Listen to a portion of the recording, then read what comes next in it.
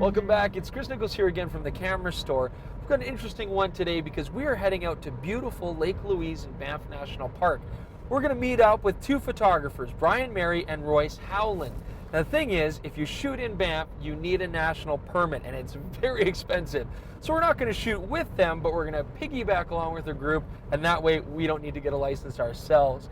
We're doing this for good reason. We're going to go and test out two new lenses, the new Sony 70-400 and the Nikon 80-400 lenses. Both perfect for outdoor vistas like this. You know, hopefully we'll get some wildlife, some beautiful sunrises and sunsets. Should be a good one, and all in the majesty of our national parks.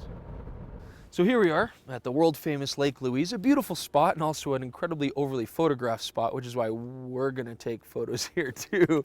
But you know, I want to talk just a bit about the history of these two lenses. Now, the Sony 70-400, the first version, was really one of the sharpest lenses in the market. It was a very good price point, it was beautifully designed and made. This second version hasn't changed much. Cosmetically, it's a new white color. I think it does look a bit more professional than the old version, and they have added nanocrystal coatings. We're going to see if that really does help with the resolution. But the one that really had something to prove was the new Nikon 80-400. Now, this new 80-400 has some big changes. First off, we're getting an AF-S motor. That was one of the biggest complaints about the old version. It was pretty slow to focus. Other nice thing here, we're getting nanocrystal coatings. We're going to see what that really does for our light transmission and contrast and quality. It's got a different feel, folks. It is a heavier lens for sure, but very, very well built, very, very solid feel, definitely weather sealed. So eager to try this one out as well and see if it's really improved as much as we hope it has. Now, just to put it into context today, I am shooting on the Nikon D600 today and the Sony A99, both very, very similar image quality sensors and similar kind of capabilities. Now, I want to take some time just to talk about the steady shot and VR capabilities of these cameras. You know, when using long lenses, you need all the stability you can get, especially when the light starts to drop like this. Now, Nikon's VR system is lens-based, and you know, that seems to be widely regarded as the best system out there. It's mated for this lens perfectly. The Sony system uses the steady shot, which is a sensor-based system. Now, both companies are advertising 4 stops, slower capability, while still getting handheld shots properly. We're going to test that out. But you know, I do think the steady shot, although it is a nice advantage when you're using all sorts of other lenses like primes, is going to lose out to the lens-based VR. Well, let's take some test shots of the mountain across the way here and see what we get. So here's what I'm going to do. I'm going to shoot this mountain here across the way. And what I'm going to do is I'm going to start at 400th of a second. Now, you know, the rule of thumb shooting at 400 millimeters is you want at least 400th of a second. So I'm going to start there, and then what I'm going to do is I'm going to raise my aperture, I'm going to drop my shutter speed, we're going to shoot at 200th, 100th, and 50th and see what we get. I'm going to shoot a few at each, and then we'll just pick the sharpest one of the bunch just for consistency's sake.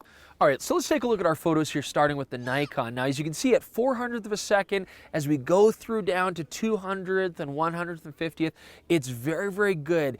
Once we get to 50th, you're going to see a little bit of motion blur, but really I was very impressed by this system. Here you can take a look at the shot at 50th of a second without image stabilization, just to see how bad I am. Now, if we take a look at the Sony files here, again, as to be expected, 400th is nice and sharp, 200th is very good, and 100th wasn't an issue. I do find at 50th of a second, we've got a little bit more motion blur than the Nikon, but as you can see here, without steady shot, it's still way better to have it turned on. You know, all in all, I think the Nikon is still going to be the more stable system with its lens built-in VR, but they're both great to have on these lenses.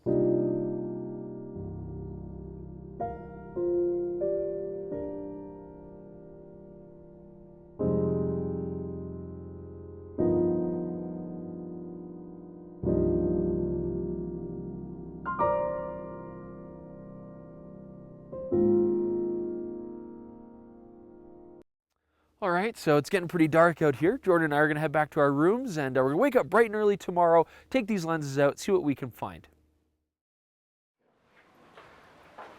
6, 7, 6. Oh. Okay.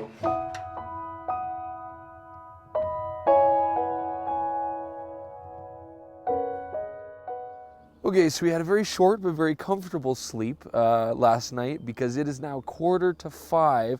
We are waiting to capture the light here as it hits the mountain from the sunrise. If you want to get good landscape photos, this is what you got to do. You got to be dedicated, get up early, and it could be very good here today. So we're going to continue on with our video. We're going to take our lenses out today and test their optical performance, see what we can find there to shoot today. Now when it comes to focal length here and aperture, we've got a pretty similar pair. The Nikon's an 80-400, and at 80 millimeters I get 4.5 as my max aperture. But the Sony does give us 70 millimeters as a starting point, and I get f4 as my starting aperture. Now, I know it doesn't seem like a big difference, but that little bit of extra light is helpful. And when you're shooting landscapes like I am here with a long lens, having that extra little bit of width can make a big difference. Still, overall, very similar, and when you're at 400, where you're going to use these lenses a lot, you get 5.6. All right, so let's take a look at our resolution tests here on both lenses. You know, one of the first things I've noticed, though, an interesting trend, both of these lenses are fantastic at f5.6. You know, we stop down to f10 here, you don't notice that much improvement. That's great to have good quality throughout the entire aperture range. Now the 70-400 from Sony, it's a fantastic lens. I'm sure those nano crystal coatings are making a little bit of a change here. It is definitely very, very good.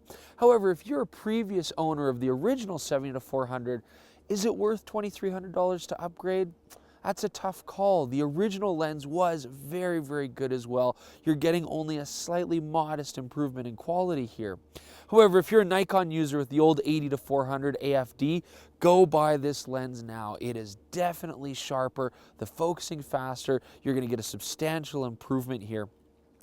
You know, one of the things that we've noticed, both lenses are at their best at 400 millimeters. Now that's nice too, because, you know, primarily people are going to buy this for wildlife and you're going to be shooting long. So it's nice to see both of these lenses delivering excellent results at the 400 millimeter range.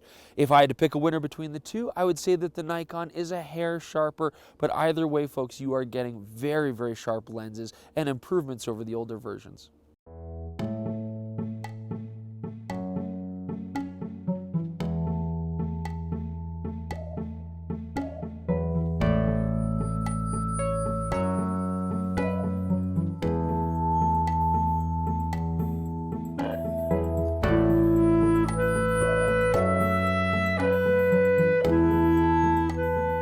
So we're on the Bow Valley Parkway, just looking for wildlife out here. And one important thing to remember, if you guys do come out and shoot out here, stay in your car.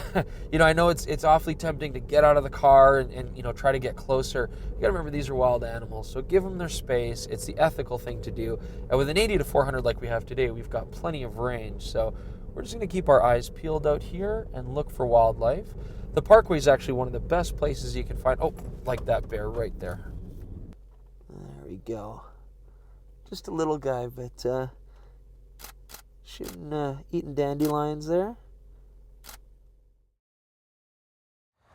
Well, we're just about to head back onto the highway to get home, but we had a good couple days here. We got some nice landscapes, we saw some wildlife, you know, bear, deer, even an elk. You can kind of see it with a magnifying glass here. But you know, both these lenses performed admirably. You know, my final word on the Sony, I really like the new focusing motor. This thing with the 899 was able to catch and grab wildlife shots, you know, very quickly, very efficiently. The original was great. This is even a little bit better. Optically, you're going to be super happy with this. And we still get that great hood with the ability to turn polarizers very easily. The Nikon 80-400, this is the winner when it comes to optical performance, but just barely. What this really is a huge improvement over the original Nikon 80-400. If you're a Nikon user and you love this kind of outdoor photography, this is a great lens to look at, worth every penny. You know, just as a side note for Canon, we didn't test the Canon 100-400. It's an older lens, you know, the push-pull design never really got much love. A decent lens optically, but I think with competitors like this, it's up to Canon now to come out with something new, stand up to these fantastic options. Anyways, thank you so much for joining us. We had a lot of fun here this weekend. We'll see you guys next time.